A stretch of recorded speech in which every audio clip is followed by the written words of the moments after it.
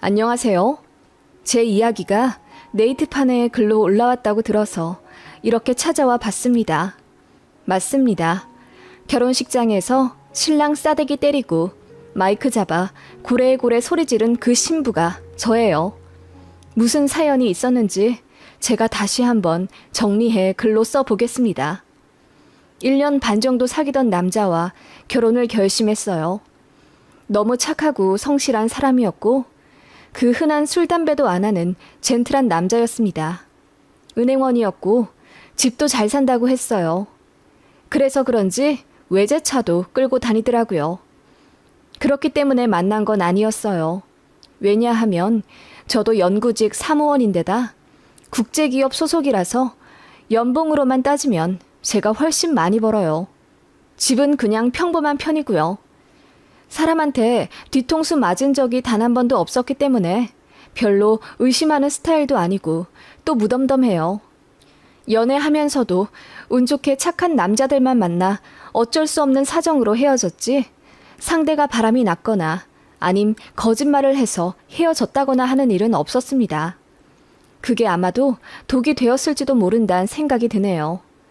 많이 의심하고 많이 알아보고 결혼할 것을 하는 후회도 들지만 그렇게 악의적으로 작정하고 사람을 속이려 드는 사기꾼에게 당하지 않을 사람 얼마나 있나 싶기도 해요. 제가 결혼식까지 올린 그 남자와 연애를 하면서 단 한 번도 제 신뢰를 무너뜨린 적이 없습니다. 여자 문제로 속 썩인 적도 없었고 늘 회사 아니면 집만 다니던 남자였어요. 집에서 요리하고 청소하는 게 취미 생활이라며 웃는 그 남자의 가정적인 면에 결혼을 결심했는지도 모릅니다. 그러면서 저한테 선물 공세도 참 많이 했네요. 명품도 많이 주길래 나중엔 부담스러워서 그냥 환불하자고까지 했는데 그 사람이 저더러 내 여자니까 아끼지 않는 거야. 너한테는 내 모든 걸 내어줄 수 있어. 널 위해서라면 나는 뭐든지 다 해줄 수 있거든. 너도 그렇지? 라고 하더군요. 그렇게 저를 맹목적으로 사랑해주는 남자에게 저도 홀딱 빠지지 않을 리 없었죠. 저도 받기만 하는 스타일은 아니라 받은 만큼 주고 싶었습니다. 그런데 그 남자는 제가 주는 선물을 다 거절하더라고요. 이런 돈 들어가는 거 말고 너의 진짜 마음을 원해. 날 위해서 목도리 하나 떠줄 수 있어? 라고 하길래 제가 깔깔 웃었던 기억이 납니다. 요즘 누가 목도리를 떠서 메고 다녀. 그냥 내가 백화점에서 하나 사줄게. 나 그런 거 할 줄 몰라. 라고 했더니 그 남자가 자기는 여자의 사랑은 돈이 아닌 마음으로 표현해 주길 바란대요. 그게 참 순수하게 느껴졌어요. 사랑하는 사람이 원한다는데 그쯤이야 싶어서 저도 회사에서 그리고 집에서 틈나는 대로 뜨개질해서 목도리 만들어줬네요. 그랬더니 엄청 감동하더라고요. 그런 식으로 그 남자는 저에게 소박하지만 정성이 들어간 선물을 요구했어요. 예를 들면 직접 산 도시락, 종이학 접어주기, 영양제 챙겨주기, 아침에 모닝콜 해주기 이런 걸 원하더라고요. 그렇게 저도 자연스럽게 남자가 원하는 방식대로 맞춰주기 시작했어요. 저도 사실 명품 같은 거 크게 좋아하진 않는데 항상 본인은 저에게 비싼 주얼리, 가방 이런 거 주더라고요. 그리고 꼭 SNS에 올려달래요. 그러면 제 친구들이 그걸 보고 부럽다고 댓글을 다니까 저도 약간 우쭐해지는 느낌은 있었죠. 다들 저더러 남자 너무 잘 만났다고 하더라고요. 그리고 저는 남자에게 돈 안 쓰고 종이학, 학알 이런 거 접어서 주는 거 좋아한다고 하니까 주변에서 부럽다고 난리가 났어요. 하긴 얘기만 들으면 유니콘 그 자체였죠. 여자한테 아낌없이 돈 쓰면서 정작 내 여자는 돈 한 푼 못 쓰게 하는 남자라니. 데이트 통장이다 뭐다 해서 악착같이 반반 돈 내기 시작하는 요즘 커플들 중에서 단연코 눈에 띄긴 했습니다. 그렇게 주변의 부러움을 받으며 또 남자의 저돌적인 공세에 자연스럽게 결혼을 준비하게 되었던 것 같아요. 남자는 저 없이는 못 산다며 결혼하자고 했고 신혼집도 본인이 다 구해올 테니 몸만 오라 하더군요. 그래도 어떻게 그러나요. 일단 모아둔 돈 4천만 원과 친정에서 5천만 원 해주신다고 해서 얼추 1억 가져가기로 했습니다.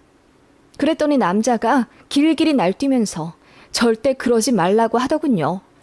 저희 부모님한테까지 가서 무릎을 꿇고 저 은희 너무너무 사랑합니다. 제가 집 정도는 마련할 수 있는 영광을 주십시오. 장인어른 장모님. 이라고 하더군요. 그 모습에 뿅 가지 않을 여자 쪽 부모님이 어디 있을까요? 그래도 혹시 모른다며 친정엄마가 통장을 주시긴 했습니다. 결혼 준비 비용도 남자가 다 알아서 하려고 하길래 그건 정말 염치 없으니 식장만이라도 친정에서 해주신다고 했네요. 그래서 예식장 스드메까지는 저희가 부담했고 남자가 신혼집이랑 가전 가구 다 해오기로 했습니다. 신혼집은 서울에 인접한 경기도 모 도시에 24평짜리 아파트로 하려고 했어요. 혼자 이리저리 알아보더니 거기가 제일 낫다고 해서 계약했다고 하더군요. 나름 제 직장이랑도 가까워서 남자가 배려한 줄 알았죠. 그런데 상상도 못할 대반전이 있는 집일 줄이야. 그건 나중에 이야기하겠습니다.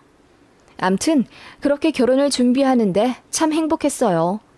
주변에서는 저더러 남자 잘 만났다고 부러워 죽으려고 하더군요. 남자도 그런 주변의 평을 어느새 즐기는 듯 했어요.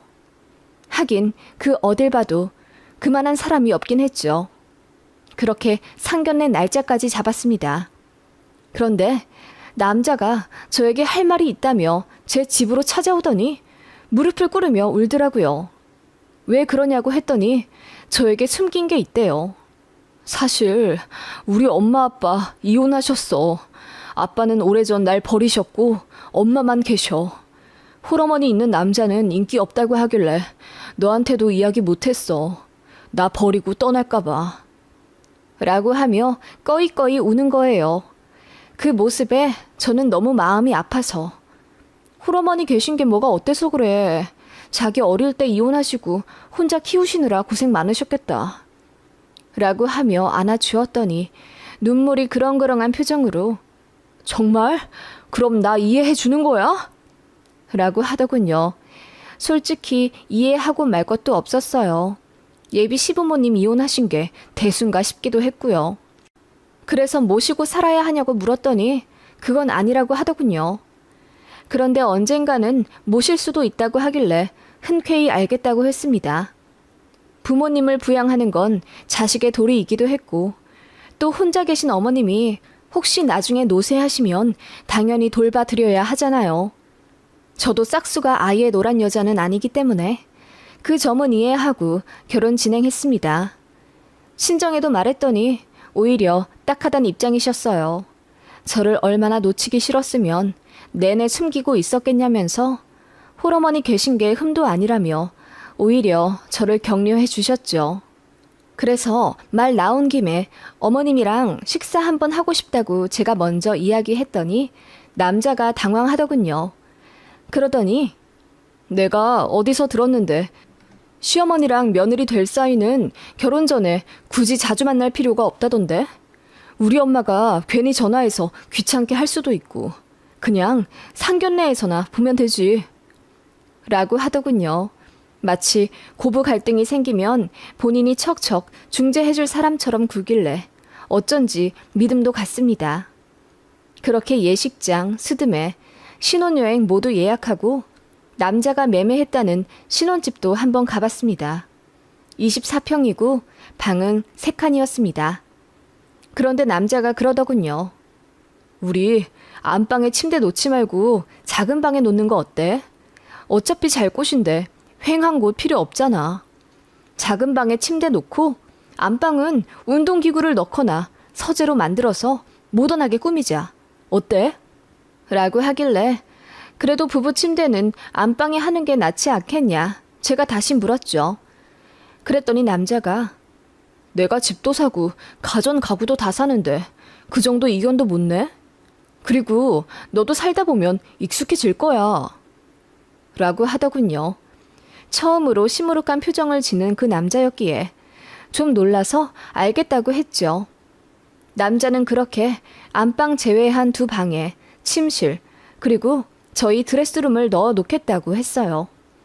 그리고 나중에 아기가 생기면 안방에다가 놀이방을 만들어 주자고 하길래 알겠다고 했습니다. 그것도 나쁘지 않을 것 같아서요. 이제 남은 건 상견례였죠.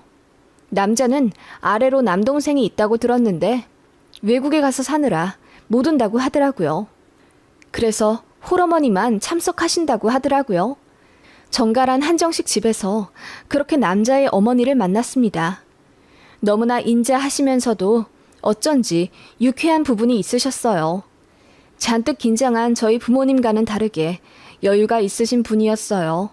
마치 상견례를 몇 번 해본 분처럼 진행까지 하시더라고요. 그런 모습이 당당하면서도 배려심 있게 느껴졌네요. 그렇게 마지막까지 저희 부모님 손을 잡으며 귀한 따님 내주셔서 감사합니다. 행복하게 살도록 우리 아들 많이 가르치겠습니다. 라며 겸손한 모습을 보이셔서 저희 부모님 역시 아주 행복한 마무리를 지으신 상견례였답니다. 식은 상견례로부터 3달 뒤였고 그동안 남자와 이루 말할 수 없이 행복하고 설레는 시간을 보냈네요. 그런데 좀 이상한 일이 하나 있긴 했어요. 제가 갖고 갈 짐이랑 가구 때문에 신혼집에 먼저 좀 가보겠다고 했더니 소스라치게 놀라며 안 된다고 하더라고요. 그래서 왜 그러냐 하니 우리 신혼집인데 결혼하고 신혼여행 다녀와서 짠하고 같이 손잡고 들어가야 느낌이 나지. 내가 잘 꾸며 놓을 테니 걱정 말고 나한테 필요한 거 다 얘기해. 내가 손 써놓을게. 그러더군요. 이래저래 제 생각 많이 하는 사람이구나 싶더군요. 그렇게 결혼 앞두고 청첩장을 돌리게 되었습니다. 남자 쪽 지인, 제 쪽 지인들 100명 정도는 넘게 만났네요. 그런데 여기서부터 깨름직한 일이 생겼죠. 만나는 사람마다 붙잡고 본인이 저한테 잘해준 것들, 선물해준 것들을 줄줄 읊어대기 시작하는 거예요. 그뿐만 아니라 신혼집도 본인이 다 했고 그 안에 들어갈 가전 가구까지 전부 본인이 다 샀다고 자기 입으로 술술 얘기하더군요. 그뿐만 아니라 저는 사귀면서 돈 한 푼 안 썼고 본인은 데이트 비용, 명품 선물 다 대줬다는 걸 이야기하니 다들 저더러 남자한테 잘하라는 분위기가 형성되더라고요. 그리고 누군가는 비웃기도 했어요. 와, 요즘 같은 시대에 종이학으로 선물을 퉁치는 여자가 있어? 또 그걸 받아준 남자도 대단한 거야. 그런 분위기에 제가 수치심을 느꼈고 그렇게 이야기 좀 하지 말라고 했더니 미안하다면서 좀 자제하는 듯 했는데 딱히 변하는 건 없었어요. 그래서 결국 모든 지인들이 다 그 사람을 유니콘이라고 했고 저는 땡 잡은 거라고 했죠. 남자한테 잘해라. 심지어 어떤 사람은 이 정도 결혼이면 홀어머니 모시고 살아야 한다고도 하더라고요. 어쩐지 숨 막히면서도 억울한 마음이 들기 시작했네요. 돈 내지 말라고 하고 선물도 안 받겠다며 환불했던 남자인데 이제 와서 제가 아무것도 안 해준 것처럼 말하다니요. 기분이 나빠서 싸우게 되었지만 그런 걸로 결혼을 물을 수도 없겠더라고요. 그렇게 찝찝한 상태로 결혼을 하게 된 겁니다. 다들 저더러 행복한 신부라고 했지만 저는 알 수 없는 느낌에 결혼식 당일날도 기분이 좋지 않았어요. 그리고 그날 정말 제 인생 평생 통틀어 쇼킹한 사건이 일어나게 됩니다. 강남에서 메이크업을 받고 식장으로 이동했어요. 남자가 그러더군요. 너 무슨 일이 있어도 꼭 내 편 해줄 거지? 다들 그러잖아. 너더러 남자 잘 만났다고. 그 말에 예전 같으면 당연하다고 할 텐데 괜히 그러기 싫더라고요. 그래서 대답을 안 했더니 남자가 제 표정을 빤히 살피더군요. 그렇게 식장 안으로 들어갔어요. 엄마는 미리 화장 다 하시고 혼주 한복을 갈아입으신 상태였죠. 사부인은 어디 계시니? 조금 있으면 식 시작할 텐데 아직 안 도착하신 것 같아. 밖에서 하객들한테 인사도 하셔야 하는데 최서방 혼자 인사하고 있다. 엄마가 근심 어린 표정으로 신부 대기실에 들어오셔서 그렇게 말씀하시더라고요. 그러다 신랑이 저랑 사진 찍으러 신부 대기실로 왔고 제가 물어봤죠. 어머님은 안 오셨어? 같이 인사도 안 하셨다고 하던데. 다른 데 계셔. 오늘 몸이 좀 불편하셔서 앉아 계시라고 했거든. 편찮으시다고? 괜찮으시대? 제가 걱정하자 신랑은 괜찮으니 걱정 말라 하더군요. 그렇게 결혼식이 시작되기 직전까지 왔어요. 양가 어머님들이 손잡고 입장을 하셔야 하는데 엄마가 불안한 눈빛으로 주변을 두리번 거리시더라고요. 아니, 사부인이 안 오셨어. 어디 가신 거야? 그런데 그 순간 멀리서 휠체어를 타고 곱게 혼주 한복을 입은 분이 나타났어요. 다른 홀 결혼식 혼주 분이시려니 했는데 그 휠체어 타신 분이 저희 쪽으로 오시더군요. 살이 아주 많이 찐 뚱뚱한 분이셨습니다. 그런데 저희를 보고 아는 사람 만난 듯이 목례를 하시는 거예요. 그리고 아무렇지 않게 미리 준비된 것처럼 식장 직원들 도움받아 버진 로드 위에 휠체어가 올라가더군요. 이게 무슨 일인가 싶었어요. 엄마는 눈이 휘둥그레해져서 이게 대체 무슨 일이냐고 신랑한테 물었지만 신랑은 꼿꼿이 앞만 본 채 가만히 있다가 신랑 입장하더라고요. 그리고 그 후 어머님들 입장하라는 사회자의 소리와 함께 우레와 같은 박수가 들려왔어요. 그 휠체어 타신 분이 저희 엄마한테 손짓하며 어서 올라오세요 사부인 이라고 하더군요. 그 모습에 박수 소리가 더 커졌고 사회자가 이러더군요. 네, 신랑 쪽 어머님께서 몸이 조금 불편하시답니다. 신부 어머님께서 밀어주시길 바랍니다. 그 말에 얼떨결에 엄마가 휠체어를 밀고 버진로드를 걸었어요. 너무 당황하셔서 머릿속이 새하얘진 채로 그냥 분위기 흐르는 대로 하셨다더군요. 저는 너무 당황한 모습으로 신부 입장을 해야 해 말아야 해 갈팡질팡하고 있는데 직원이 저를 밀다시피 하며 버진로드로 올려보냈어요. 모두들 저를 바라보며 박수를 치고 있으니 정말 미치고 팔짝 뛰겠더라고요. 그렇게 울듯한 얼굴로 버진로드를 걷는데 사회자가 이러더라고요. 요즘 시대에 이런 여자 또 없습니다. 몸 불편하신 시어머니를 모시고 살겠다고 했답니다. 나라에서 상 줘야 합니다. 그 말에 어르신들이 환호성을 지르며 최고라고 엄지척을 들어주시더군요. 박수갈채가 엄청났습니다. 어이가 없는 상태로 그야말로 제정신이 아닌 상태로 걷고 있는데 신랑 측 하객이 수근거리는 소리가 들렸어요.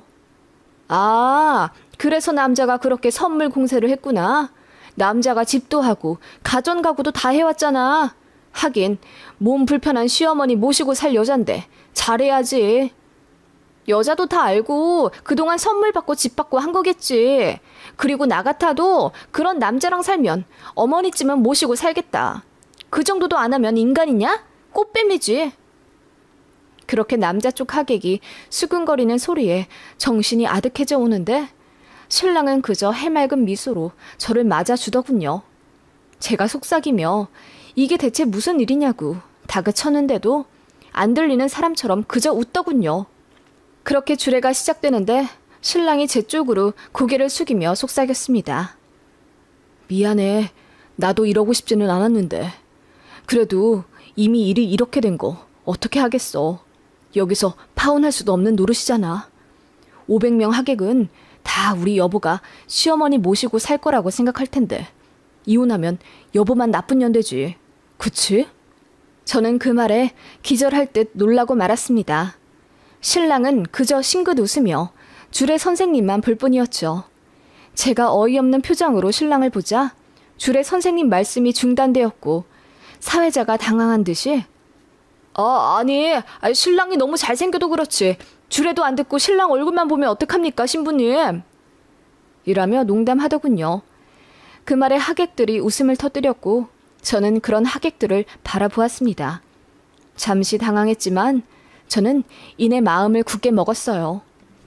그리고 사회자 쪽으로 갔습니다. 모두 당황해 웅성거리더군요. 제가 사회자의 마이크를 뺐자 신랑이 헐레벌떡 제 쪽으로 달려와 마이크를 뺏으려 하더군요. 제가 바로 신랑 싸대기를 날렸습니다. 그 순간 식장에 정적만이 가득하더군요. 모두가 아무 말 못하는 그 순간 제가 입을 열었습니다. 여러분, 저는 시어머니 모시고 살겠다고 한 적 없어요. 모두 이 인간이 꾸민 짓입니다. 상견례 때 나온 분은 저분 아니었어요. 아주 건강한 분이셨습니다. 작정하고 속인 거예요. 집도 가전 가구도 본인이 다 해왔다고 했죠? 저도 돈 내겠다고 했는데 이 사람이 한사코 안 받은 겁니다. 연애할 때도 마찬가지였고요. 그러면서 오만 생색 다 내길래 왜 그런가 했더니 오늘을 위한 밑밥이었군요. 제가 파혼이나 이혼 못하게 하려고. 제 목소리가 식장에 울려 퍼지자 이내 하객들이 웅성거리고 난리가 나더군요. 그러자 신랑 어머니가 갑자기 울부짖으며 상견례 때나 잘 모시고 살겠다고 해놓고 왜 그러니? 뭐가 마음에 안 들어서 갑자기 이런 쇼를 하는 거야. 내 몸뚱이가 이래서 그래? 미안하다. 내가 없어져주면 되잖니? 이러면서 휠체어에서 떨어져 쓰러지시더군요. 그 바람에 식장이 아수라장이 되었습니다. 저희 부모님도 소리를 치며 이 결혼 무효라고 사기당한 거라고 울부짖었고요. 하객들도 뒤엉켜 이게 무슨 일인지 파악하기 바빴습니다. 결국 직원들 도움으로 결혼식은 그렇게 마무리되었고 하객들은 모두 빠져나갔습니다. 신랑이 씩씩대며 저에게 삿대질 하더군요. 너 때문에 다 망쳤어. 사람들은 절대 나보고 나쁘다고 안 할걸? 시어머니 모시기 싫어서 쇼한 거라고 생각할걸? 이 나쁜 년아! 그 말에 저희 아버지와 사촌오빠 그리고 큰아빠까지 화가 나 그놈을 흠씬 두들겨 패줬습니다. 그랬더니 112를 부르더군요. 그렇게 저는 신부 화장하고 경찰서에 가게 됩니다. 눈물 콧물 바람으로요. 결국 어떻게 되었냐고요? 그놈이 저희를 폭행건 그리고 결혼식장에서 있었던 일로 명예훼손으로 고소했습니다. 저희는 사기 결혼으로 맞고소했고요. 그놈은 자기 직업 빼고 모조리 거짓이었습니다. 어머님은 당뇨로 도움이 없이 살지 못하는 분이셨고 그 생활비는 고스란히 남자가 빚내며 지고 있었어요. 집 잘 사는 것도 뻥이고 외제차 있는 것도 리스더군요. 집 매매한 것도 구라였어요. 월세더군요. 그리고 집 가전가구 산 것도 자기 마통 뚫어 산 거고 저랑 같이 갚아나갈 생각이더군요. 저한테 명품 선물 공세한 것도 결혼하고 나면 생활고 핑계로 팔 작정이었다고 하더군요. 안방 비우자고 한 것도 어머님 방 만들려고 한 거였고요. 제 직장 가까이로 신혼집 구한 것도 본인 엄마 케어하기 편하도록 한 정말 치밀한 놈이었죠. 상견례 당일날 사람 바꿔드린 적 없다고 발뺌하길래 식당 CCTV 받으러 갔더니 이미 기한 지나 삭제되고 없더라고요. 남자도 이미 그거 알고 있었던 거예요. 그래서 발을 동동 구르고 있었는데 정말 기적처럼 단서가 생겼습니다. 제가 친구들에게 상견례 후기를 알려주며 시어머니 인상차기를 자세히 이야기했었거든요. 건강하고 날씬하시다. 뭐 이런 묘사를 했었는데 저희 엄마도 이모들이랑 카톡 대화를 하시며 사부인 묘사를 한 게 저랑 똑같았습니다. 그 어디에도 휠체어 탄 뚱뚱한 노모라는 표현이 없다는 점에서 1차 증거가 되었고 저희가 머문 식당 룸이 휠체어가 들어갈 수 없는 공간이라는 증명이 2차 증거가 되었습니다. 결국 저희가 승소했어요. 그 남자가 결혼 비용 전부 갚고 위자료로는 겨우 꼴랑 750만 원 받았지만 이겼다는 게 중요하네요. 완벽한 사기 결혼이었죠. 저는 그놈 직장 그리고 계열사에 소문을 다 냈습니다. 아주 파렴치한 놈이라고요. 저한테 찾아와 제발 그만 좀 소문 퍼뜨려 달라며 무릎 꿇고 빌더군요. 푸하하 웃으며 절대 싫다고 했습니다. 결국 주변 사람들 이목 견디다 못해 다음 분기에 지방으로 근무지 이동한다고 하더군요. 거기서도 사기치고 다닐지 모르니 사람 사서라도 소문 계속 낼 겁니다. 재판 결과 프린터로 뽑아서 다 뿌릴 겁니다. 그리고 계속 추적하면서 그놈이 이동하는 데마다 소문 낼 거예요. 죽을 때까지 여자 못 만나게요. 얼굴 못 들고 다니게 하는 게 제 목적입니다. 그렇게 아끼는 노모 지나 모시고 살 것이지 별 희한한 방법으로 본인 평판 높이며 여자 인생 망치려 한 그지 같은 놈입니다. 사건의 주인공이 등판하여 이렇게 이야기해드립니다. 사람들한테 망신은 당했을지언정 제 인생을 지옥 코앞에서 구했으니 다행이라고 생각합니다. 여러분도 결혼할 사람이라고 해서 철석같이 믿지 말고 늘 의심 한 톨은 남겨두시오. 저 같은 과오를 범하지 않길 바랍니다.